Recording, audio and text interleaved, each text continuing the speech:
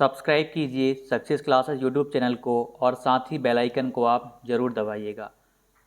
Telegram channel को join करना मत भूलिएगा। यहाँ पर आपको बुक्स के बारे में जानकारी मिलती है और टीचिंग संबंधी जो भी नोटिफिकेशन होते हैं वो आपको यहाँ पर मिलते हैं। वेलकम टू सक्सेस क्लासेस, आप सभी का बहुत बहुत स्वागत है।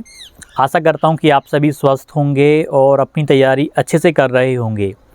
आज की वीडियो में मैं आपको कोई वर्ग 3 चयन परीक्षा के लिए कुछ बुक्स नहीं बताने वाला, कोई भी बुक नहीं बताने वाला। कुछ बातें हैं जो आपसे करनी ज़रूरी हैं। जिन अभ्यर्थियों का पेपर हो गया है, निश्चित तौर पे तैयारी करने का मन बना रहे होंगे, कैसे करना है, क्या करना है, उस पर बात करूंगा। और अभी से जब आप तैयारी शुरू करें, किन बातों पे आपको विशेष ध्यान देना है, उस पर मैं बहुत ही अच्छे से बात करूंगा।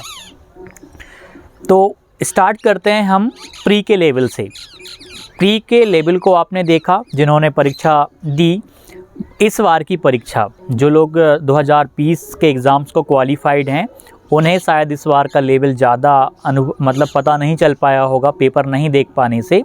हाँ, यूट्यूब के रिव्यू देखे होंगे, उससे कुछ थोड़ा बहुत समझ आया होगा, लेकिन बहुत सारी चीज़ें आपने नहीं समझी हुई होंगी। कुछ बहुत ही महत्वपूर्ण वार्ताएं हैं जो मैं आपसे करूंगा तैयारी को लेकर के। और आज जो मैं बताने वाला हूं, किसी चीज़ का प्रमोशन नहीं है, ना मैं अपना कर रहा ना किसी का कर रहा। जो शुद्ध तैयारी की बातें हैं उन पे बात कर रहा हूं। तो सबसे पहली बात मैं करूं तो जितने भी आपके लास्ट ईयर के पेपर थे, जो 2020 के नाम से जो 22 में परीक्षा आपकी हुई थी, वो पूरे कर लेना है। और जो परीक्षाएं अभी हो रही हैं, आपको अपनी तैयारी में उनको भी पूरा कवर करना पड़ेगा। हालांकि इनको तो आप अभी नहीं कर पाओगे, जब आपको आंसर की आ जाएगी या जब आपको या तो ESB के द्वारा पूरा का पूरा पेपर सेट आपको प्रोवाइड करवाया जाएगा, तब आप उनको बहुत अच्छे से कर पाओगे। अब देखिएगा तैयारी कैसे करना है, किन किन विषयों पर आपको ध्यान देना है। अभी के लिए आप हिंदी अच्छे से कर लीजिएगा, आप अंग्रेजी अच्छे से कर लीजिएगा, आप गणित अच्छे से करिए और EVS आपको बहुत ही अच्छे से कर लेना है। ये 4 विषय। और जिन अभ्यर्थियों की भाषा संस्कृत रही थी, वो संस्कृत पे भी ध्यान देते रहिएगा, क्योंकि अभी कोई पैटर्न आपके पास आया नहीं, आपको परीक्षा की रूपरेखा मिली नहीं, आपके पास सिलेबस आया नहीं। तो अब इस समय हम क्या करें, क्योंकि हमें पता नहीं है कि चयन परीक्षा में क्या स्तर रहेगा, किस प्रकार कौन कौन से विषय रहेंगे, कुछ भी नहीं पता है। लेकिन ये 4 विषय जो मैंने आपको बताए वो आपको करने हैं। आप संस्कृत वाले हैं तो आप इंग्लिश के साथ साथ संस्कृत को भी करिएगा। मतलब संस्कृत वाले अभ्यर्थियों को अंग्रेजी भी साथ में करते हुए चलना है। ऐसा ना हो कि केवल और केवल अब आप संस्कृत पे फोकस करें, अंग्रेजी पे ध्यान ना दें। देखिए, कुछ भी हो, पैटर्न जब आएगा, सिलेबस देखिए कोई कितना भी बता ले, मैं आप शुद्ध रूप से बता दूं, आपको सच रूप से बता दूं, 5 विषय या 6 विषय आपको करके चलने पड़ेंगे। ये 6 विषय आपको कहीं ना कहीं देखने को मिलेंगे, इनमें से 4 विषय तो रह ही सकते हैं। देखिए, गणित तो आपका चयन में रहेगा ही रहेगा, कोई दोहराए वाली बात नहीं है। गणित आपका 100% चयन में पूछा जाएगा। हिंदी आपकी 100% चयन परीक्षा में पूछी जाएगी। पर्यावरण 100% पूछी जाएगी। यानी 3 विषयों को का मतलब सिलेबस में आपके रहेंगे ही रहेंगे। और EVS आपको पता है किस लेवल की इस बार पूछी गई है।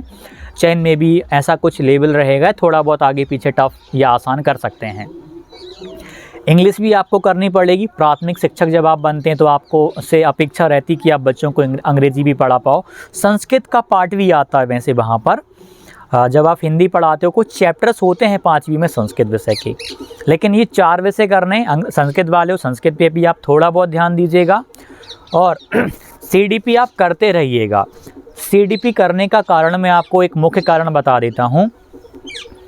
मुख्य कारण ये है कि आपसे, देखिए, जब आप प्राथमिक शिक्षक बनेंगे तो आप के अंदर साइकोलॉजी की समझने की क्षमता होनी चाहिए। तो संभावना है कि साइकोलॉजी या CDP जो है ना, आपकी चयन परीक्षा में पूछी जाए, संभावनाएं हैं। यदि आप सिलेबस का इंतज़ार करेंगे तो सिलेबस आपका आएगा बहुत लंबे समय के बाद में, जबकि फिर आपको 45 डेज़ मिलेंगे या मुश्किल से 2 महीने मिलेंगे, और उतने में आपको कंटेंट करना पड़ेगा, आप कवर नहीं कर पाओगे। आपको अभी से करना पड़ेगा। यदि मैं जो विषय बता रहा हूँ, यदि एक सब्जेक्ट भी ज़्यादा मैंने आपको बता दिया, एक सब्जेक्ट भी आपको ज़्यादा बता दिया और आपने पढ़ लिया, तो उससे आपका नुकसान नहीं होने वाला कुछ भी। आपको इतना लंबे समय मिल रहा है तैयारी करने के लिए, तो आपको अच्छा करना पड़ेगा। एक और चीज़ आपको बता दूं, प्री का जो लेवल आपने देखा, प्री का लेवल अच्छा लेवल था। हम मॉडरेट से डिफ़िकल्ट में रखें तो कोई गलत बात नहीं होगी। काफ़ी सारे अभ्यर्थी सफल हुए, काफ़ी सारे असफल भी हो रहे हैं। हालांकि ये चीज़ आपको फाइनल रिज़ल्ट के बाद में क्वालिफाइड डिसक्वालीफाइड जब लिखा आएगा उससे 100% क्लियर होगी। अभी के लिए जिनका अच्छा स्कोर है, जो चयन की तैयारी में लग रहे हैं, वो अभी से लग जाइएगा। जो विषय मैंने बताए उनको आपको अच्छे से कर लेना है।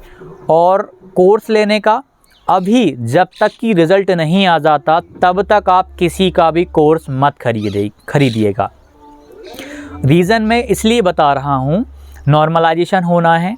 बहुत सारी चीज़ें रहती हैं, जो असफल हैं वो सफल हो सकते हैं, सफल वाले असफल हो सकते हैं, या जो सफल वाले हैं उनका स्कोर और भी अच्छा हो सकता है। हर प्रकार की यहाँ पर संभावनाएं बनती। आपको भी नहीं पता कि आपकी शिफ्ट टफ़ थी या आसान थी, क्योंकि आपने केवल अपनी शिफ्ट के पेपर देखे और दूसरे शिफ्ट के पेपर नहीं देखे। एक कंसेप्ट है कि हर अभ्यर्थी को अपनी शिफ्ट टफ़ लगती है, क्योंकि हमने दूसरे की शिफ्ट के प्रश्नों को देखा ही नहीं, क्या पता कि वहाँ पर भी काफ़ी सारे टफ़ प्रश्न पूछे गए हुए हों। तो अभी किसी का कोर्स आपको नहीं लेना है। कोर्स केवल वही लेने की सोचें जिनका 105 से ज़्यादा स्कोर है या 100 प्लस जिनका स्कोर है, जो क्वालिफाइंग मार्क्स से 10 से 15 नंबर ऊपर हैं, वो सोच सकते हैं। लेकिन फिर आपको बता दूं कि इस चयन परीक्षा में आपको मेरिट में आना है। जैसे कि इस बार यदि पात्रता परीक्षा आपकी सिलेक्शन वाली परीक्षा होती, तो आप खुद सोचिए, यदि यही आपकी चयन परीक्षा होती या इसी से आपकी मेरिट बन रही होती, क्या 90 नंबर में काम बन पाता? क्या आपका 100 नंबर में सिलेक्शन हो पाता? 100 में आपका सिलेक्शन नहीं होने वाला था। तो चयन परीक्षा के लिए तो आपको रेडी रहना पड़ेगा ना। यानी यहाँ के आपके 60% 70% कोई काम के नहीं हैं। हालांकि आपने मेहनत करी, वो चयन में काम आएगी। यहाँ का स्कोर आपका वहाँ एक मेहनत के रूप में देखा जाएगा कि आपने प्री में अच्छी मेहनत करी है और जो पढ़ा है वो काम भी आएगा। लेकिन यही स्कोर यदि आपका, यही चयन परीक्षा होती और इतना स्कोर आपका होता जो आज आया है आपका, क्या आपका सिलेक्शन हो पाता? बहुत ही कम लोग बोलेंगे हाँ सिलेक्शन हो जाता, और मैक्सिमम लोग बोलेंगे 90% से ज़्यादा बोलेंगे सिलेक्शन नहीं हो पाएगा। तो चयन परीक्षा के लिए बहुत गंभीरता के साथ तैयारी करनी पड़ेगी। बहुत अलग अलग मैं सीरीज़ के माध्यम से आपको बताऊंगा। एक वीडियो में बुक्स बताऊंगा, किसी वीडियो में हम स्ट्रैटेजी को लेकर बात करेंगे। A to Z हम कवर करेंगे। यदि मेरी सीरीज़ के माध्यम से आप जुड़ के तैयारी करते हो, डेफिनेटली आप बहुत अच्छा परफॉर्म कर पाओगे। आप ना लगभग 85 प्लस आपका स्कोर कहीं नहीं गया, यदि आप एक सच्चे तरीके में आप तैयारी कर लेते हो, पूरा समय अपने आप को दे लेते हो, तो आपका 85 प्लस स्कोर ज़रूर आएगा। यदि 100 का पेपर होगा तो 85 प्लस, या मैं 85% बोलूँ वो ज़्यादा उचित होगा। 85% स्कोर आप इजीली कर पाओगे और हो भी जाएगा। इतना हो गया मतलब आपका सिलेक्शन कंफर्म है, आप मेरिट में आ गए। नॉर्मलाइजेशन भी फिर आपको प्रभावित नहीं कर पाएगा चयन परीक्षा में, तो आपको स्कोर अच्छा खासा वहाँ पर करना पड़ेगा। और एक और बात जो मैं आपको बता दूँ, सेल्फ स्टडी इतनी ज़्यादा आवश्यक है कि उसकी तुलना आप किसी भी कोर्स से नहीं कर सकते। किसी भी बड़े से बड़े प्लेटफॉर्म से, किसी भी छोटे से छोटे प्लेटफॉर्म से आप कोर्स खरीद के पढ़ोगे ना, उतना इफ़ेक्टिव नहीं हो पाएगा जितना इफ़ेक्टिव आपका खुद की सेल्फ स्टडी होगी। आप कोर्स लेकर पढ़ सकते हो, पॉजिटिव पहलू है, कुछ ना कुछ सीखने को मिलेगा आपको वहाँ से, लेकिन उसके साथ साथ आपको सेल्फ स्टडी करनी पड़ेगी। जो अभ्यर्थी बेसिक्स बुक को प्री में नहीं पढ़े और क्वालिफाइड कर लिया, आपको बहुत बहुत शुभकामनाएं। लेकिन चयन परीक्षा के लिए आपको उन पुस्तकों का इस्तेमाल करना पड़ेगा। आपको अब NCERT जिन अभ्यर्थियों ने नहीं देखी, उनको भी 10th लेवल तक की NCERTs को चयन परीक्षा के लिए बहुत अच्छे से मजबूत करनी पड़ेंगी, यदि आपको फाइनल सिलेक्शन लेना है तो। और आपके पास समय इतना मिलेगा आपको तैयारी करने के लिए कि आप 85 प्लस ईजिली स्कोर कर पाओगे। लेकिन आप पूरी ईमानदारी के साथ में अपने आप को आने वाला जितना भी आपको समय मिल रहा है वो पूरा आप उसमें झोंक दो, तो आपका सिलेक्शन कहीं नहीं गया है। वही बात आ जाती फिर से कि काफ़ी सारे अभ्यर्थी मतलब अलग प्रकार से तैयारी करते हैं, मतलब कोई सेंस नहीं लगाते, जिसने जो बोल दिया उस हिसाब से करते हैं, अपना दिमाग का भी यूज़ नहीं करते। अब जैसे मैं बात कर रहा हूँ तैयारी को लेकर के, काफ़ी लोगों को मेरी बातें बकवास लगेंगी, कुछ लोग हैं जो सीरियस हैं उनको बहुत अच्छी बातें भी लग सकती हैं। हर प्रकार के लोग यहाँ पर भी आएंगे। मैं थोड़ा सा डीप में जाके बातें बता देता हूँ, डीप में जाके पढ़ने का बता देता हूँ कि इस लेवल पे जाके आप पढ़ो। तो काफ़ी लोगों को बहुत बोरिंग लग जाता है कि यार इतना डीप में पढ़ना पड़ेगा क्या हमें सिलेक्शन लेने के लिए। आप देखिएगा यूआर वालों का 115 पे सिलेक्शन हुआ लास्ट टाइम, और इस बार आप देखिए फ़िल्टर लग के आ गया। प्री दे रहे हो, चयन दे रहे हो, यहाँ पर आपको अच्छा खासा समय मिल गया, तो यहाँ का भी तो कट ऑफ जो अब जाएगा ना चयन में वो अच्छा खासा जाएगा। उसको ध्यान में रखते हुए लेवल भी बदलते रहते हैं परीक्षा का, उस लेवल को भी ध्यान में रख करके आपको तैयारी करनी पड़ेगी।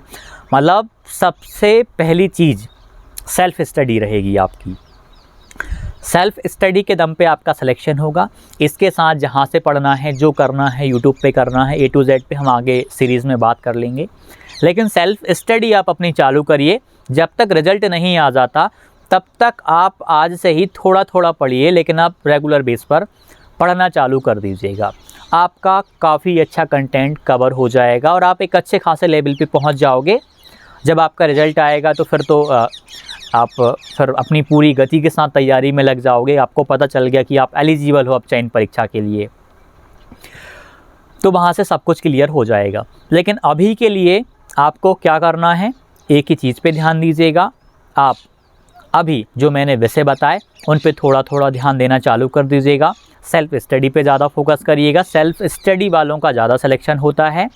हाँ, वो सेल्फ़ स्टडी जो कर रहा है निश्चित तौर पे वो कहीं ना कहीं से पढ़ रहा होगा, कुछ ना कुछ कर रहा होगा, यूट्यूब पे काफ़ी सारे टीचर्स को फॉलो कर रहा होगा, किसी का कोर्स लिया होगा, किसी का टेस्ट लिया होगा, बहुत सारी चीज़ें वहाँ पर भी रहेंगी।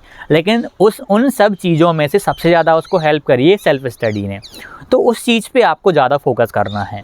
बाकी चीज़ों पे आप ध्यान दो, लेकिन इस पे भी आप ज़्यादा ध्यान दो। आपका सिलेक्शन कोई नहीं रोक पाएगा। मैं कुछ सीरीज़ के माध्यम से वीडियोस लाऊंगा, बुक्स पर बनाऊंगा, टेस्ट पे बनाऊंगा, PYQ पे बनाऊंगा, नोट्स पे बनाऊंगा, NCERT कैसे पढ़ना है उस पर बनाऊंगा, कैसे, कब, कहाँ, क्यों, किस तरीके में आपको पढ़ना है, कैसे 85 लाना है। हमारी सीरीज़ के माध्यम से हम इसको स्टार्ट करेंगे। बस ये है कि यदि आप ना मेरी बातों को मान के आप तैयारी कर लोगे, आपका 85 आ जाएगा। क्यों जाएगा? अब आपको समय मिलेगा चयन परीक्षा में अच्छा खासा तैयारी करने के लिए।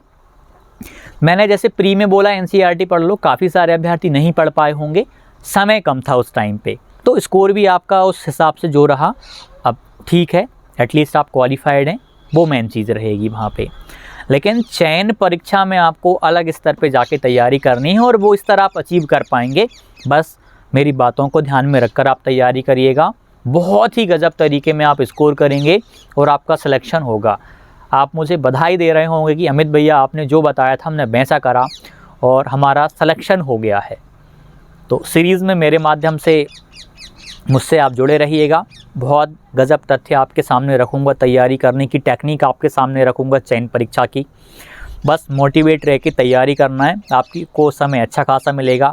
कब परीक्षा होगी उस पर भी हम बात कर लेंगे जल्दी। जो भी डाउट हो कमेंट कीजिएगा, बिंदास तैयारी करिए, सिलेक्शन आपका ज़रूर होगा। धन्यवाद। जाते जाते चैनल को सब्सक्राइब कर लीजिए और बेल आइकन को दबाइए और टेलीग्राम चैनल को ज्वाइन करना मत भूलिएगा। टेलीग्राम चैनल का नाम है सक्सेस क्लासेस बाय अमित धाकड़।